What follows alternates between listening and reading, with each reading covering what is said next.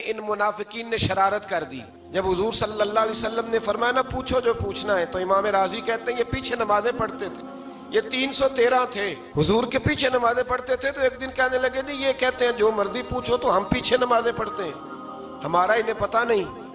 جب یہ اعتراض کیا نا حضور کے علم پر، آپ سمجھ لیں کہ حضور کے علم پر اعتراض کرنا طریقہ کس کا ہے، طریقہ کس کا ہے حضور کے علم مبارک پر اعتراض کرنا۔ کہنے لگے پیچھے نمازیں پڑھتے ہیں انہیں پتہ ہی نہیں۔ حضور نے فرمایا میرے علم پر اعتراض کرتے ہو؟ 70 بندے نام لے کر اور ولدیتیں لے کر، بلکہ بہت سارے ایسے تھے جنہیں کنفرم ہو گیا کہ ولدیت اصل میں ہے کیا، انہیں طے ہو گیا۔ حضور کے بے ادب کے لیے یہ طے کرنا بھی مشکل ہوتا ہے نا، طے ہو گیا کہ ولدیت ہے کیا۔ 70 بندے نام لے کے حضور نے مسجد نبوی سے نکال دیے، فرمایا یا فلاں بن فلاں قم فخرج فإنک منافق، او فلاں کے بیٹے فلاں کھڑا ہو جا، نکل جا، تو منافق ہے۔ حضور نے 70 بندے نکال دیے۔ اب 70 بندے اکٹھے گلی میں نکلے تو رش تو پڑ جاتا ہے نا۔ حضرت عمر فاروق لیٹ ہو گئے، جمعے میں آ رہے تھے، ان کو جاتے ہوئے دیکھا تو عمر فاروق فرمانے لگے جمعہ ہو گیا ہے، تو ایک منافق کہنے لگا تھا کہ نہیں حضور نے نکال دیا، تو عبداللہ بن ابی سلول جو ان کا سربراہ تھا نا، وہ کہنے لگا چپ کر۔ حضرت عمر سے کہنے لگا ہاں جی ہو گیا ہے، وہ بھی کہنے لگا تھا نہیں ہوا، ہمیں نکال دیا گیا ہے، تو یہ سردار بولا کہنے لگا ہو گیا ہے۔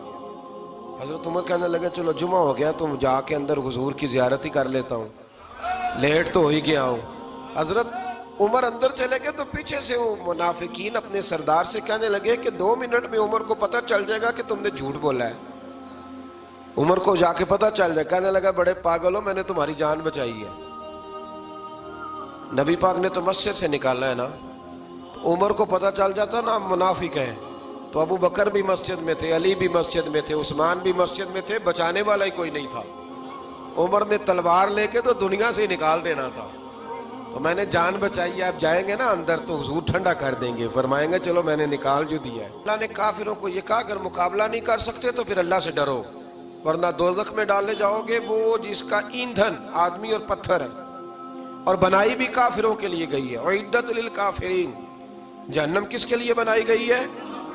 کافروں اور منافقوں کے لیے۔ مسلمانوں کے لیے بنائی گئی، مسلمان مرضی سے چھلانگے لگائیں تو ان کی موج ہے، ورنہ ان کے لیے جہنم، ان کے لیے اللہ نے جنت بنائی ہے۔ منافق اس کو کہتے ہیں، منافق اس کو کہتے ہیں جو زبان سے تو دعوے اونچے اونچے کرتا ہے ایمان کے، لیکن اس کے دل میں ایمان موجود نہیں ہوتا۔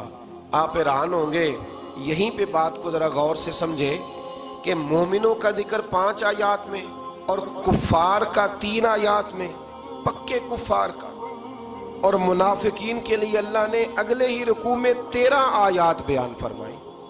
13، یہ خطرناک گروہ ہے منافقین کا، یہ وہ چھپی ہوئی بیماری ہے کہ جس کو پکڑنا تھوڑا مشکل ہے۔ کچھ بیماریوں کو ڈاکٹر کہتے ہیں نا یہ خاموش قاتل ہے، قتل کر دیتی ہے پر پتہ نہیں لگنے دیتی، اسی طرح منافقین کا ٹولہ ہے۔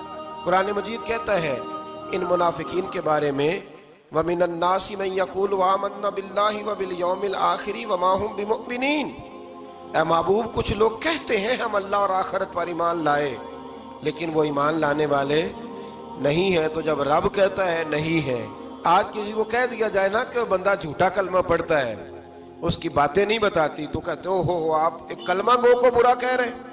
تو یہاں تو اللہ ان کے کلمے کا بھی اعلان فرما رہا ہے اور ان کے نفاق کا بھی اعلان 13 آیات میں، اور رب فرماتا ہے یخادعون اللہ والذین آمنوا وما یخدعون الا انفسهم وما یشعرون، فرمایا وہ اللہ کو دھوکہ دینا چاہتے ہیں مومنوں کو، حالانکہ نہیں دھوکہ دیتے مگر اپنی ہی جانوں کو، انہیں شعور ہی نہیں۔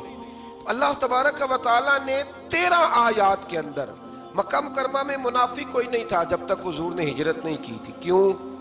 اس لیے کہ وہاں جو کلمہ پڑھتا تو اسے مار کھانی پڑتی تھی، تو کسی کو کیا مصیبت پڑی تھی جھوٹا کلمہ پڑھ کے مار کھائے۔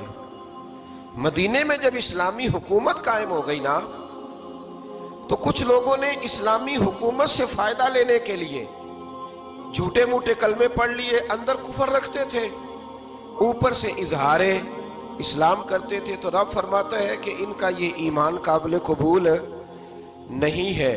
تو یا اللہ پھر کس کا ایمان قابل قبول ہے؟ تو اللہ کریم نے فرمایا وَإِذَا قِيلَ لَهُمْ آمِنُوا كَمَا آمَنَ النَّاسُ، جب ان سے کہا جاتا ہے نا اس طرح ایمان لاؤ جس طرح دوسرے لوگ لائے، یعنی ابو بکر صدیق کی طرح ایمان لاؤ، عمر فاروق کی طرح ایمان لاؤ، عثمان غنی کی طرح، مولا علی کی طرح، بلال حبشی کی طرح، تو کیا جواب دیتے ہیں؟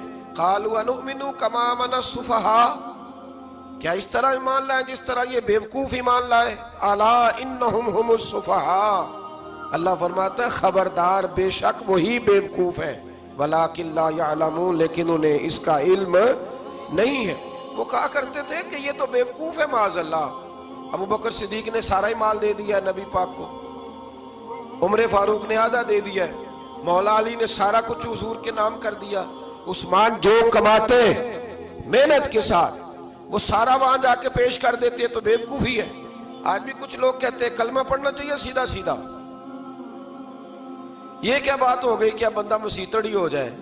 کاروبار بھی تو کرنا ہے نا، نماز روزہ بھی، تو بیوقوفی ہے۔ اللہ جواب دیتا ہے، فرمایا الا انہم هم السفہاء، خبردار بیوقوف تو تم ہو کہ میرے محبوب کی شریعت کا، دین کا، روحانیت کا سورج چمک رہا اور تم نے فیض ہی کوئی نہیں حاصل کیا۔